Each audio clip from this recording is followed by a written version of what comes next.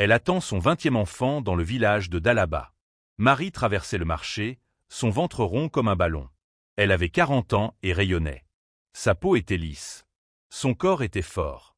La grossesse lui convenait. Son mari l'avait quittée 5 ans auparavant. Un matin, il fit ses bagages et retourna dans la propriété familiale. Trop d'enfants, trop de bouches à nourrir, a-t-il dit. Mais Marie n'a pas cessé. Elle a trouvé d'autres hommes.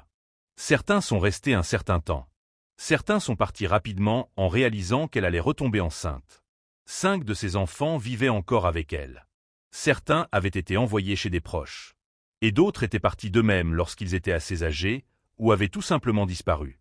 Sa propriété était calme la plupart du temps, hormis les voix des petits qui jouent dans la terre. Marie a essayé d'arrêter une fois. Après son 15e enfant, elle s'est dit que ça suffirait. Mais au bout de quelques semaines, elle a eu un mauvais pressentiment. Son corps lui paraissait vide et inutile. Elle n'arrivait pas à dormir. Elle n'arrivait pas à manger correctement. Ses mains tremblaient lorsqu'elle essayait de marcher. Le fait de ne pas être enceinte la rendait anxieuse d'une manière qu'elle ne pouvait expliquer à personne.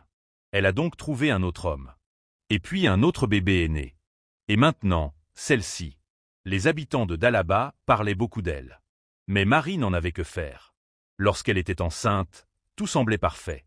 Son corps savait exactement ce qu'il devait faire. L'accouchement s'est fait sans problème pour elle. La douleur fut brève. Le bébé s'est glissé dehors comme s'il avait hâte de découvrir le monde. Elle se frotta le ventre en rentrant du marché. Ce bébé bougeait beaucoup. Il donnait de forts coups de pied. Dans 2 mois, elle allait de nouveau accoucher.